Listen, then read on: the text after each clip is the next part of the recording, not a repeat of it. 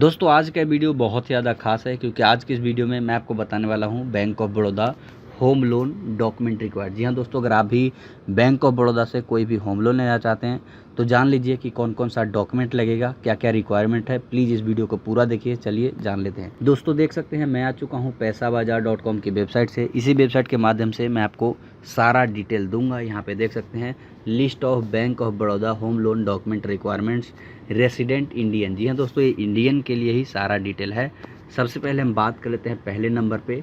यहाँ पे आपको एक एप्लीकेशन फॉर्म मिलता है, कोई भी लोन लेते हैं उसको अच्छे से फिल करना है। साथ ही साथ 3 फोटोग्राफ्स भी यहाँ पे अटैच करने हैं जो कि लेटेस्ट होगा। उसके बाद यहाँ पे प्रूफ ऑफ आइडेंटिटी में पैन कार्ड एक आपको चाहिए। अगर आपको 10 लाख से ऊपर लोन चाहिए तो पैन कार्ड कंपलसरी है।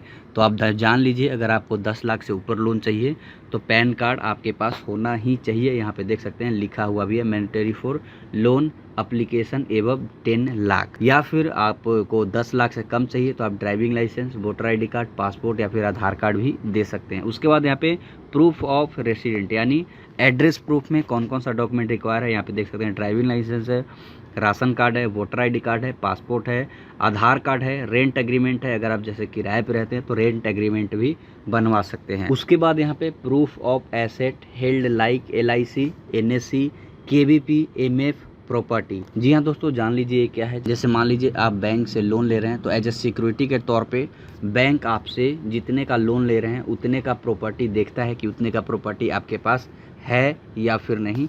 तो ये उसी का उदाहरण है, यानी उतना जैसे मान लीजिए 10 लाख का आप लोन ले रहे हैं तो 10 लाख का प्रॉपर्टी आपके पास होना चाहिए। अगर आप लोन का पैसा नहीं चुका पाते तो उस प्रॉपर्टी को बैंक यहाँ पे जब्त करती है। उसके बाद यहाँ पे asset and liability statement of the loan application. जी हाँ दोस्तों, लोन एप्लीकेंट। जी हाँ दोस्तों, एक फॉर्म आपको दिया जाएगा, उसको फिल करना होगा।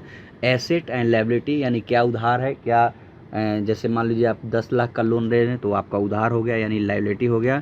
उसके बाद एसेट 10 लाख का आपको यहाँ पे दिखाना होगा कि ये मेरे पास है, ताकि बाद में अगर कुछ दिक्कत होता है तो एज ए सिक्योरिटी के तौर पे बैंक यहाँ पे रखता है ताकि बाद में वो रिकवर कर सके। उसके बाद यहाँ पे ITR वेरिफिकेशन रिपोर्ट आपसे मांगा जाएगा।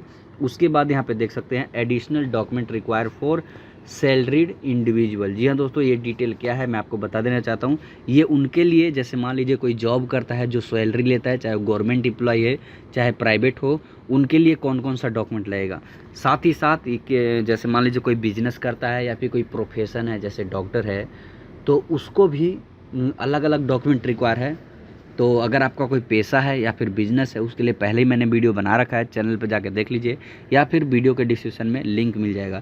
इस वीडियो में मैं आपको बताऊंगा कि अगर आप सैलरी है यानी सैलरी मिलता है, कहीं जॉब करते हैं यानी सैलरीड पर्सन है तो उसके लिए डॉक्यूमेंट बताऊँगा। सबसे पहले लास्ट 3 मंथ का सैलरी स्लिप, उसके बाद लेटेस्ट 1 मंथ का सैलरी स्लिप आपको दिखाना पड़ेगा। उसके बाद यहाँ पे फॉर्म 16 को आपको भरना पड़ेगा। ये आपको जो आपका गारंटर होगा उसको भरना होगा, उसका सारा डिटेल इसी में आपको भरना होगा। उसके बाद यहाँ पे copy of employ identity card provided by employer. Company में, जिस कंपनी में आप काम करते हैं वहाँ पे आपको आई कार्ड तो मिला ही होगा, उसका ही डिटेल, उसका फ़ोटो आपको यहाँ पे देना पड़ेगा। उसके बाद यहाँ पे appointment confirmation, promotion, increment letter, evidence duration of employment. जी हाँ दोस्तों, ये है। इसमें जैसे अपॉइंटमेंट, जैसे मान लीजिए जब भी आप जॉब पे लगते हैं, नए जॉब पे, तो आपको एक अपॉइंटमेंट लेटर मिलता है वो देना है, या फिर कंफर्मेशन लेटर, या फिर प्रमोशन इंक्रीमेंट हुआ है तो उसका भी, प्रमोशन हुआ है तो उसका भी लेटर मिलता है। उसके बाद यहाँ पे आप कितने साल तक वहाँ पे काम करेंगे उसका भी यहाँ पे आपको एविडेंस देना पड़ेगा। उसके बाद यहाँ पे लास्ट 6 मंथ का बैंक अकाउंट का स्टेटमेंट देना पड़ेगा जिसमें आपका सैलरी आता है, ताकि बैंक को बिलीव हो सके कि हाँ आपके अकाउंट में इतने पैसे आते हैं। यही डॉक्यूमेंट आप अगर बैंक ऑफ बड़ौदा से होम लोन लेंगे तो यही डॉक्यूमेंट रिक्वायर है। तो इस वीडियो के लिए इतना ही। वीडियो पसंद है तो वीडियो को लाइक करना, चैनल को सब्सक्राइब करना। कोई भी डाउट है तो कमेंट सेक्शन में ज़रूर पूछिएगा, मैं उसका रिप्लाई ज़रूर दूंगा। अभी के लिए इतना ही। Thank you for watching.